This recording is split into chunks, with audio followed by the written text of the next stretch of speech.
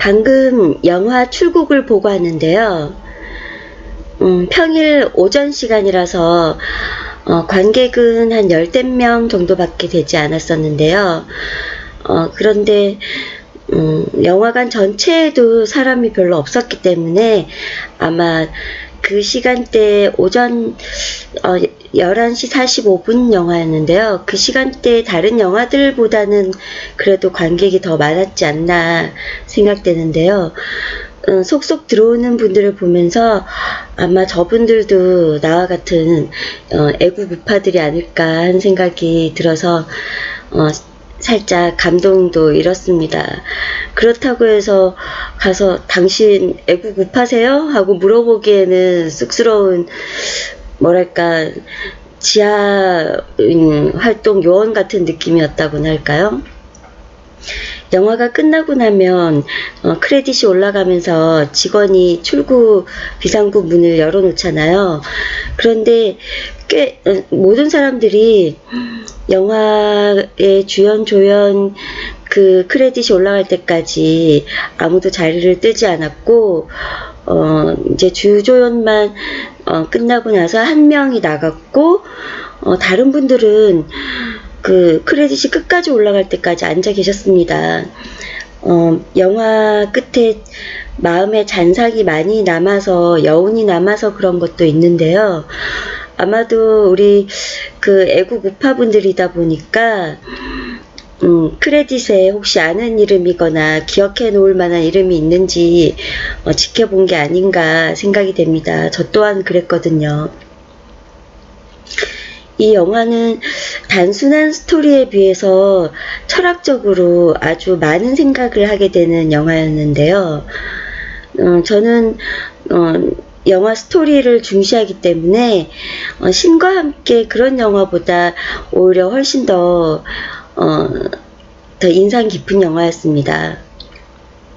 그 영화를 보면서 그 공산주의자들의 그 집단의 행태가 우리 길에서 좀 번화가에서 보면 도를 아십니까? 하고 다가오는 어떤 대땡땡 무슨 회라는 그런 종교가 있잖아요.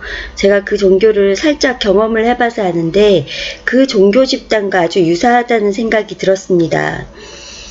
그 영화 첫 부분에서도 실화에서 영감을 얻었다는 자막이 나오는데요. 이미 아시는 분들은 아시겠지만 그 통영에 윤희상이라는 북한에 왔다 갔다 하고 김일성의 총애를 받았던 그 음악가가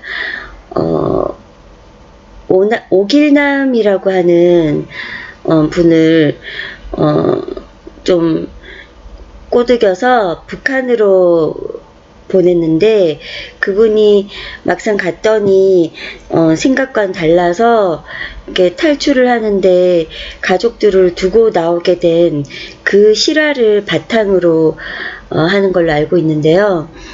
실제로는 그 가족분들이 그 정치수용소에 있다가 그 부인분은 돌아가셨다고 하는 것 같은데요. 그 딸들은 아마도 정치수용소에 남아있는 것처럼 보이고요. 그런데 영화상에서는 오길남이라는 본명은 아니고 오영민이라고 해서 성만 같고 이름은 다르게 나오고 아마 윤희상으로 추정되는 강문형인가? 하여튼 그 흰머리 할아버지가 있는데 그 영화 속에 오영민을 포섭한 간첩이죠. 아마 윤희상이 그 사람으로 추정되는데요. 그 영화에서는 제가 어떤 부분이 그 도를 아십니까? 그 종교 집단 비슷하다고 생각을 했냐면요. 그 극 속의 오영민이 그 강문영인가? 그 북한에서는 김영호일 거예요. 아마 무슨 조선 통전부 부장? 뭐 그런 직책에 있는 그 간첩인데 막 그 오영민 박사의 논문을 칭찬해주면서 북한에서 아주 높이 평가받고 있고, 가게 되면은 좋은 대우를 받고, 벤츠 자동차의 아파트에 살고 아주 좋다는 식으로 막 설득을 합니다. 포섭을 해서 막상 북한에 갔더니 난파 공작원 훈련을 시키고 해서 실망을 해서 이제 난파 공작 독일로 일단 건너와서 공작 활동을 하게 되는데, 가족들과 같이 이렇게 나오면서 탈출을 하려고 하는데 가족들이 붙들리고 혼자 이렇게 큰딸하고만 이렇게 떨어져서 나가게 되면서 이 아내와 작은 딸을 찾는 그런 과정인데요. 아마 실화랑은 많이 다를 겁니다. 내용이 다른데 어차피 그 실화를 연출하려고 했다기보다는 그 실화에서 영감을 얻은 내용이기 때문에 영화 내용하고는 많이 흡사하지 않을 거고요. 그리고 그 나머지 가족분들이 정치 수용소에 있다는 내용이 있고, 또 실제로 그럴 수밖에 없는 게 그렇게 간첩 활동을 하면서 가족들을 같이 내보내지를 않는다고 합니다. 왜냐하면 가족들을 인질로 삼아놔야지 충성스럽게 자기네들의 지령을 잘 수행을 하기 때문이겠죠. 그런데 그 영화에서는 끝에 큰딸 혜원이가 예쁘게 잘 자라서 북한에서 어떤 월드 지오그래픽 그런 외신 언론의 리포터로 활동하다가 이렇게 사진이 찍히는 그런 장면으로 끝이 나는데요. 그걸 이제 끝이 나는데 아무래도 북한의 현실과는 많이 맞지 않지만 왜 그렇게 했을까 제가 생각을 해봤을 때는 그 영화의 실화의 주인공인 오길남 씨의 마음은 가족들을 두고 와서 평생 얼마나 괴롭고 힘들었겠습니까. 그분의 꿈속에서는 하염없이 그 딸들과 아내가 그래도 잘 살아있기를 바라는 마음이 얼마나 컸겠습니까. 그래서 아무래도 그분의 꿈을 영화에서나마 조금 실현시켜 준 것이 아닌가 그런 생각이 드는데요. 북한에서는 출신 성분에 따라 가족들과 사돈의 팔촌까지 다 숙청되기도 하고 출세하기도 하고 그렇기 때문에 북한에서 북한 사람도 아닌 뿐더러 그 북한 정권을 배신한 사람의 가족이 그런 리포터라든가 외신 리포터라든가 그런 좋은 직업을 가지고 예쁘게 잘 자라서 행복하게 잘 살 수가 없겠죠. 당연히. 그렇지만 그렇다고 또 정치 수용소의 상황까지 가게 되면 또 상황이 너무 커지고 북한에 대해서도 자극을 줄 수 있는 내용이 돼서 여러 가지 공격을 많이 받기도 하기 때문에 그렇게까지 확대는 못했을 거라고 생각합니다. 하지만 어떻게 보면 너무 노골적으로 북한을 비난하는 그런 영화가 된다면 오히려 중도나 좀 북한에 대해서 현실을 잘 알지 못하는 사람들에게는 더 거부감이 일 수도 있었을 것 같습니다. 근데 그 북한 집단이 그런 사이비 종교 집단하고 비슷하다는 것이 그 사이비 종교 집단의 성향이 그렇습니다. 일단 길에서 많이 표정이 어두운 사람을 찍습니다. 찍고는 가서 눈빛이 맑아 보인다. 그런데 조상이 안 좋다. 이렇게 접근을 합니다. 그러면서 제일 처음에 맥도날드에서 커피 한 잔을 사달라든가 이렇게 몇천 원의 돈을 쓰게 하면서 제사를 지내줄 테니까 3만 원이나 5만 원을 내라 이런 식으로 조금씩 돈을 불려가면서 좋은 얘기도 많이 해주고 지켜 세워주기도 하고 마음의 위안도 삼아주고 하면서 이제 돈을 자꾸 이제 몇백만 원을 내놓으라, 뭐 제사를 뭐 복을 지으라 뭐 이러면서 나중에 돈이 없다고 하면 가족의 돈을 훔쳐오라고도 합니다. 가족 앞으로 뭐 대출을 내보라든가 그런 식으로 나쁜 일도 시켜서 가족들하고 떨어뜨려 놓습니다. 그렇게 해서 완전히 자기 사람으로 만든 다음에 일단 그 사람은 일종의 그 정신적인 노예가 되기도 하지만 또 그 안에서 그 출세를 할 수도 있을 거라는 욕심도 생기게 됩니다. 그렇게 되면서 이제 또 자기도 길거리에 나가서 포덕을 한다고 하거든요. 그 일반 사람들을 꼬시는 작업을. 북한 간첩들이 우리 한국에 와서 유명 인사들을, 엘리트들을 포섭한다고 하잖아요. 그 포덕과 포섭도 비슷하죠. 비슷한데 그 영화를 보면서 제가 확실히 배웠던 점이 뭐냐면 우리 한국 내에 종북 좌파들이 많은데 그 사람들이 어떻게 간첩들한테 포섭이 되었고 처음에는 출세시켜준다는 욕심으로 포섭이 되었다가 점점 이제 사이가 깊어지면서 약점을 많이 잡히고 하면서 협박을 당하게 되는 거죠. 그러면서 어쩔 수 없이 이리저리 끌려다니게 되는 겁니다. 그런 단면을 과정을 아주 잘 보여준 그 소득이 큰 영화라고 할 수 있고요. 지금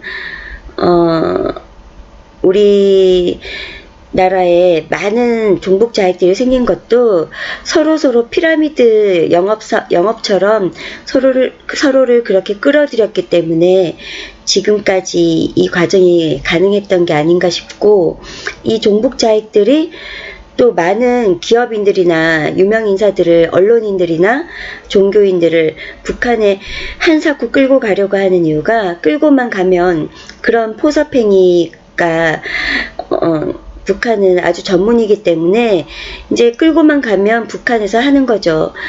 요번에 리선건이 냉면이 목구멍으로 넘어가냐고 그렇게 발끈해서 화를 냈던 건 아마 또 그런 포섭 활동에 실패를 했기 때문에 분풀이를 했던 게 아닌가 싶습니다. 그런데 또 오늘인가 뭐 며칠 상간인가 또 뭐 기업인들을 또 한 100명 정도, 97명인가 끌고 간다고 하죠. 또 우리나라 언론이 지금 많이 작용이 돼서 박근혜 대통령 탄핵에 크게 거의 전 언론이 총동원해서 저널리즘을 거의 망각한 채 전혀 중립적이지 않고 객관적이지도 않고 균형적이지도 않게 보도를 했던 것도 그 노무현 시절인가요? 김대중 시절이었나요? 박지원이 문화통일부 장관이었나요? 그때 언론인들 56인인가를 끌고 방북했었다고 하잖아요. 아마 그때 무슨 기쁨조 공격? 뭐 그런 걸 당하지 않았을까 하는데 북한 출신이신 김태산 선생님 말씀을 들어보면 단순히 뭐 그런 게 주가 아니라 그런 거는 양념 정도로 있을 수도 있겠지만 여러 가지 그 당근과 채찍, 출세와 또 협박으로 해서 한국에서 우리 그 종북 좌파 세력들이 당신들을 밀어줘서 출세할 수도 있다. 그런 당근과 함께 당신의 비위사항을 다 알고 있으니 그걸 까발려서 망가뜨릴 수도 있다. 당신들 가족들을 사회에서도 망가뜨릴 수 있다. 이런 협박과 함께 당근과 채찍을 써서 많이 포섭을 했기 때문에 그들에게 있어서 투쟁력이 더 강할 수밖에 없는 이유가 우파 정치인 같은 경우에는 자기가 활동을 적극적으로 하는 이유는 정치적 성공을 위해서지만 그 성공하는 욕심만 조금 버린다면 그렇게 적극적으로 하지 않아도 되잖아요. 그렇지만 이 좌파 정치인이나 이런 유명인사들 같은 경우에는 하기 싫다고 안 할 수 없는 선택의 여지가 없기 때문에 투쟁력이 강할 수밖에 없는 것입니다.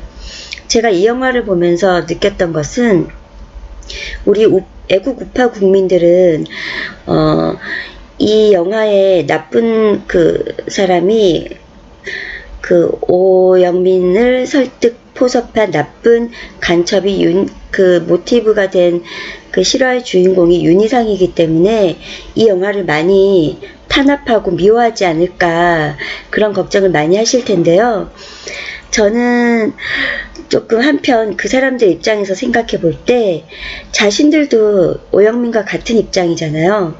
좋아서 활동을 하는 사람도 있겠지만 대부분은 하기 싫을 때도 있지만 해야 되는 입장, 그 오영민과 같은 입장이기 때문에 동병상련을 느끼면서 말 못할 회의감에 젖어들지 않을까. 특히 대표적인 사람, 문재인 씨. 우리가 흔히들 그러잖아요. 문재인 씨는 북한에 무슨 약점이 잡혔나, 왜 그렇게 쫓기듯이 그렇게 북한을 위하나, 협박을 당하나, 그런 얘기를 많이 하잖아요. 또 얼마 전에 밝혀진 사실인데 문재인이 나이까지 속여가면서 이산가족 우선순위 리스트에 올라서 상봉을 했던 이모라는 사람의 자식들이죠. 그 외사촌들이 대남 간첩 조직 그쪽에서 활동을 하고 있다고 하는데요. 일단 자기 친척들이 인질이 된 셈이기도 하잖아요. 그 친척들과 뭐 얼마나 우애가 깊은지는 모르겠지만 그 외에도 많지 않겠어요? 또 가족이고 하니까 그 친척들이 문재인에 대해서 알려주는 것도 많이 있을 수도 있고요. 그러니까 여러모로 어떻게 보면 협박을 당하고 있을 수도 있고, 그 영화 속 오영민도 그랬잖아요. 본인도 마르크스 사상을 추종하고 박정희 대통령의 유신 정권에도 반대했었고, 그렇게 하다가 격렬하게 그런 항의 운동을 하다가 출국까지 당하고 입국도 거부당한, 그런 추방당한 상태에서 살다가 북한에 호의적이었으면서도 북한에 속아서 이용당하고 가족들을 인질로 삼겨서 그렇게 처절하게 후회를 하고, 그러니 문재인이라고 뭐 웃곤 있지만 그러지 말라는 법이 없지 않겠습니까? 만일 북한에 아무리 좋은 감정이 있다고 하더라도 대통령까지 됐다면 기간은 몇 년 되지 않지만 그래도 전직 대통령으로서라도 자기 나라에 대한 주인의식은 가지고 있을 텐데, 내 것이라는 소유심이 있을 텐데 그렇게 쉽게 다 내줄 리가 만무하지 않겠습니까? 김대중이나 노무현도 뭐 북한에 많이 충성적이긴 했지만 그 사람들에게는 그래도 적어도 임기 초에는 어땠을지 모르겠지만 대통령직을 수행하면서 그래도 내 나라인데 내 건데 하는 약간의 자존심 같은 게 나중엔 생기지 않았나. 후반부에 들어가서 활동하는 걸 봤을 때 김대중 때도 김대중이 방북했을 때 같이 차에 타서 분수대를 한 바퀴 돌면서 낮은 단계 연방제를 해서 김대중이 임자가 대통령을 하고 내가 부통령을 하다가 임자가 한 달 후에 몸이 아프다고 해서 몸져 누우면 내가 대통령을 하고 이런 식으로 제의를 했는데 김대중이 예, 그렇게 하긴 했지만 돌아와서 그렇게 하진 않았잖아요.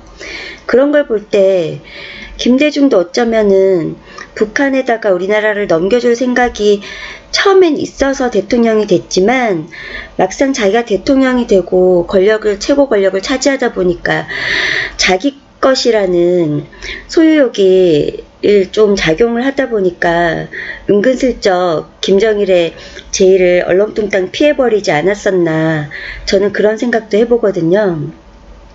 노무현의 경우에도 처음엔 북한에 대해서 그런 충성심이 있었지만 북한과 협상, 대화 같은 것도 해보고 북한을 자세히 겪어보면서 자기가 환상 속에서 겪던 북한과 다른 모습을 실제로 체험하게 되면서 약간 인식이 달라지지 않았나. 그랬기 때문에 이라크 파병도 하고 한미 FTA도 하고 미군 기지도 더 넓은 평택 기지로 옮기고 이런 그 민노총하고도 나중에 노조하고도 싸우고 이런 활동들을 하게 되지 않았나.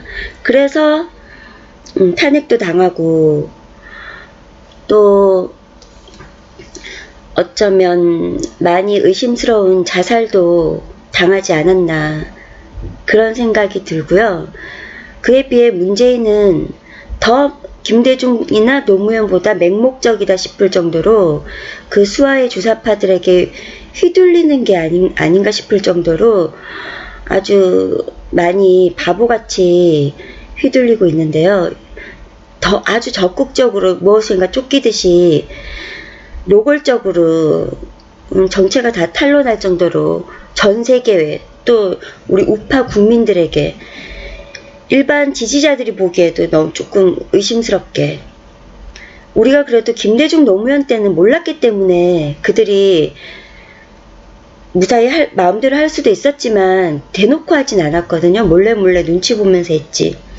근데 문제는 지금 집권하기 전부터 탄로가 났는데도 노골적으로 이렇게 하고 있는 것은 북한도 마지막으로 사활을 걸었고 한계에 봉착했기 때문에 문재인을 마구마구 협박해서 막 족치고 있지 않나 그런 생각이 듭니다. 그러면서 이제 문재인 같은 경우에 문재인뿐만이 아니라 다른 종북 주사파들도 이 영화를 보면서 참 회한이 들면서도 어쩔 수 없는 현실에 참 그런 생각이 드는 오히려 우파나 촛불 좀비가 된 국민들보다 지금 종북좌파로 활동하고 있는 반간첩인 그런 사람들에게 더 선동감을 줄 수 있는 영화가 아닐까 하는 생각이 듭니다. 그리고 무엇보다 영화 스토리가 단순하긴 하지만 제일 끝에 나오는 저도 이름이 생각이 안 나네요. 경이라는 성씨로 시작하는 그 혜원의 큰딸 혜원의 성인이 된 모습에 그 예쁘면서도 그 순박한 눈빛을 잘 연기하신 여자 배우분의 잔상이 남으면서 또 영화 끝은 비교적 산뜻하면서도 슬프달까? 잔상이 되게 여운이 많이 남는 그런 영화였습니다. 그리고 우리 우파들도 북한에 대해서 잘 알고 있다고 생각하지만 그 영화를 보면서 종북좌파들을 어떻게 보면 인간적으로 조금 이해할 수도 있지 않나. 그들을 우리는 깨우치려고 하지만 그들이 몰라서 하는 것이 아니라 정말 논리적으로 팩트 폭행을 해가며 아무리 설득해도 절대 설득을 당하려고 하지 않는 의지가 확실한 것이 막 김갑수나 유시민이나 이런 사람들 있잖아요. 임종석 같은 경우에는 거의 마니아 오타쿠적으로 거의 광적으로 좋아하기 때문에 그런 거라는 생각이 드는데 그런 몇몇 사람들 빼고는 뭐 그런 사람들마저도 어떤 협박이나 인질이 잡혀 있을 수는 있겠죠. 왜냐하면 북한은 담보를 확실하게 잡고 있는 걸 좋아할 테니까요. 그런 사람들이 볼 때도 우리가 그런 사람들을 한테 접근할 때도 빨갱이는 다 죽여야 돼 이런 식이 아니라 조금 더 우리도 그 사람들한테 햇볕 정책식으로 따뜻한 마음으로 옷을 벗기는 그런 마음으로 다가가는 것도 좋은 방법이 아닐까. 그 사람들이 자기 입으로 자수는 못하더라도 자백은 못하더라도 그래 네 마음 이해한다. 너희 가족은 어떻게 되느냐. 너의 마음은 어떠냐, 이런 식으로 개인적으로 인간적으로 다가가서 입으로 고백할 순 없지만 자기도 모르게 눈시울이 붉어지게는 만들 수 있지 않을까. 거기에서부터 우리가 마음을 녹일 수 있지 않을까. 이번에 방탄소년단이 원자폭탄이 그려진 티셔츠를 입으면서 그것을 이용한 일본 정부가 혐한 분위기를, 여론을 많이 띄웠는데요. 그럼에도 불구하고 방탄소년단을 너무 사랑한 팬들이 방탄소년단의 일본 공연을 성황으로 성공시켜줬잖아요. 그러면서 방탄소년단도 사과의 글을 올렸고요. 자기들이 그런, 분명히 단순히 뭐 위안부 사진이라든가 강제징용 당한 우리 한국인들의 인부 사진이라든가 이런 피해자 코스프레를 했다면 모르겠지만, 원폭 사진을 올렸다는 것은 그 일본에 무고하게 피해를 보신, 원폭 피해를 당하신 분들에게 아주 그분들을 가슴 아프게 하는, 두 번 죽이는 나쁜 짓이고, 그거는 PC들이 볼 때도 우리나라 그 촛불을 든 좌도 우도 아닌 사람들을 중도라고 하는 분들이 대부분 PC라고 할 수 있는데요.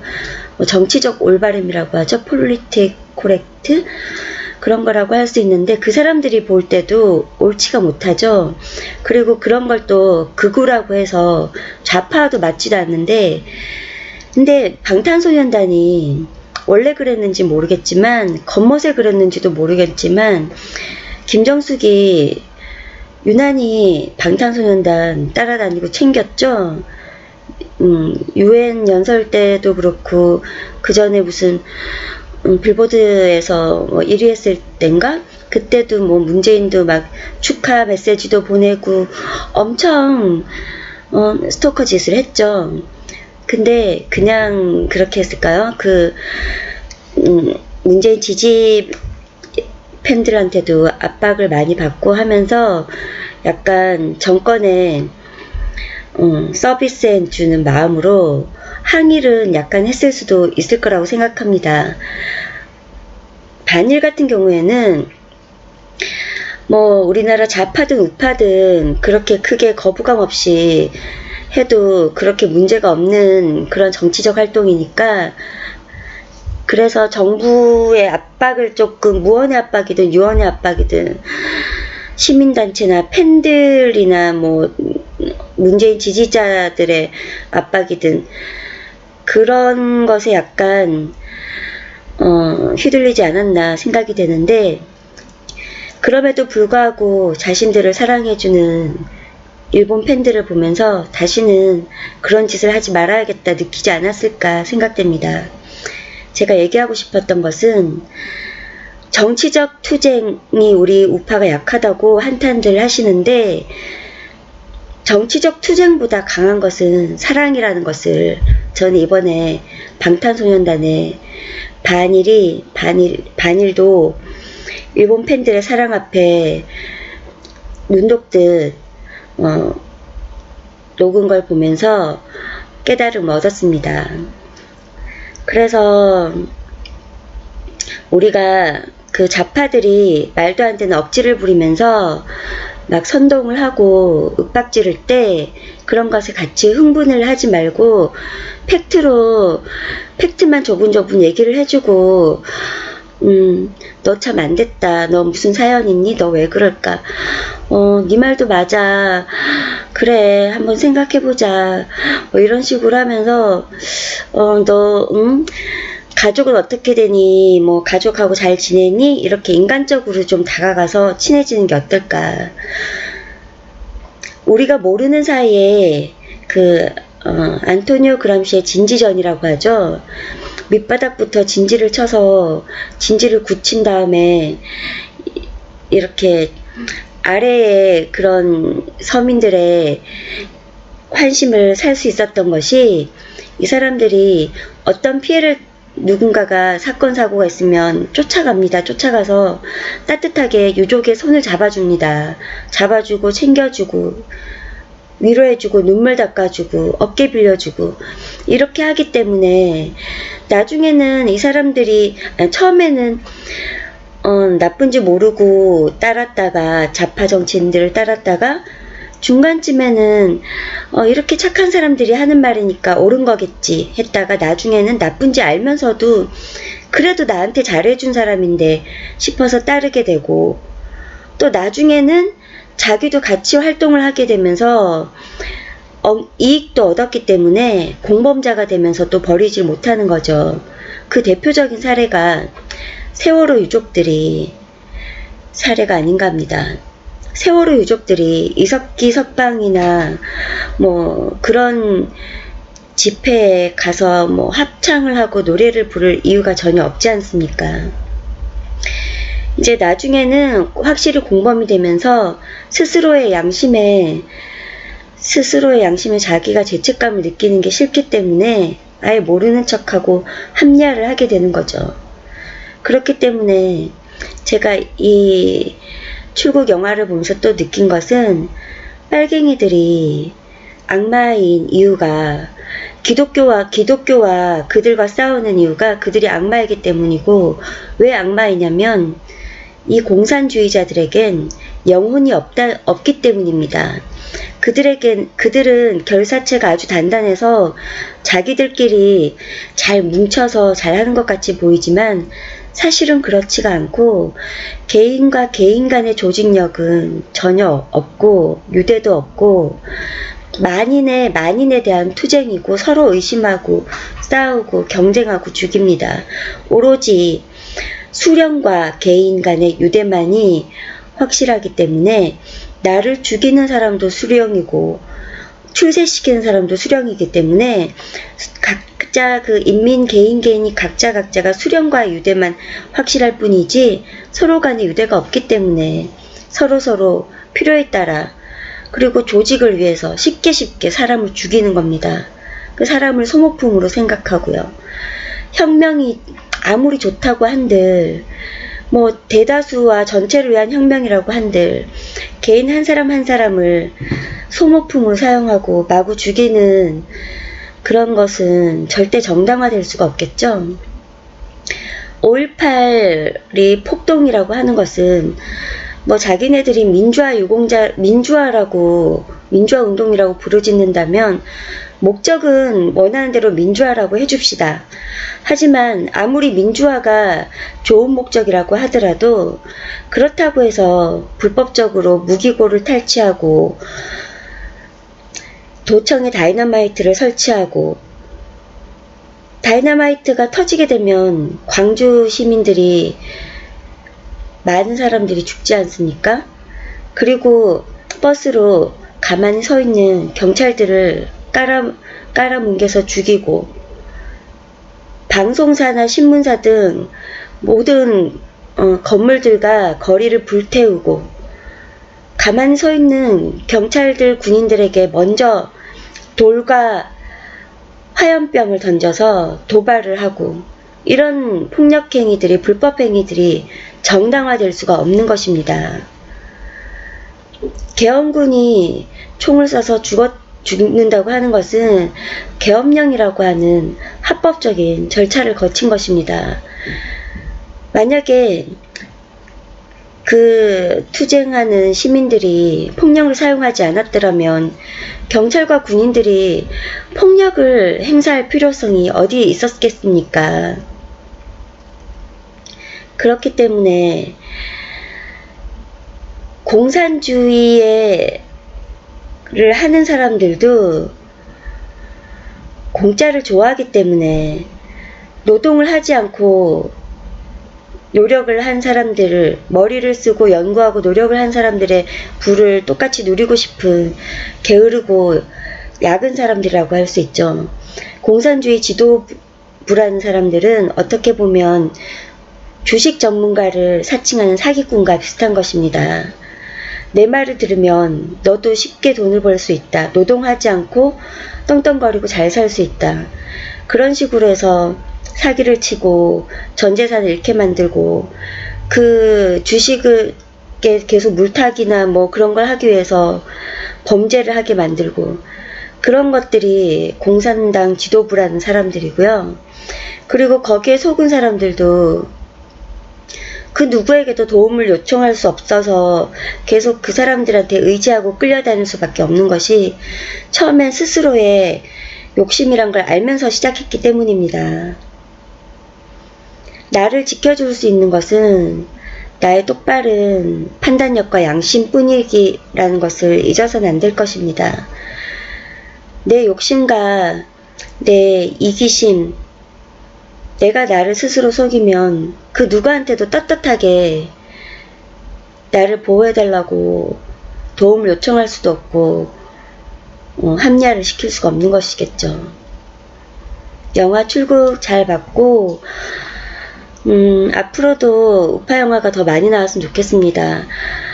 우파들의 주장은 진실이고 인권적으로나 도덕적으로나 합리적으로나 맞기 때문에 강한 진실이라는 무기가 있기 때문에 좌파들처럼 억지로 끼워 맞출 필요가 없습니다. 그래서 우파 활동을 하시는 분들, 우파 문화적으로도 많은 활동해 주시고요. 우파에서 좌파로 전향되는 사람은 진심으로 전향되는 사람은 아마 없다고 생각을 합니다. 돈을 벌기 위해서거나 출세를 위해서 전향 코스프레를 하는 사람들은 종종 있겠죠. 그러나 진심으로 마르크스 사상이 맞다고 해서 지금 시대에 전향한 사람은 없을 것으로 보고요. 몰랐던 분들이 중도나 좌파에서 전향되는 분들은 많아질 것이고, 속속들이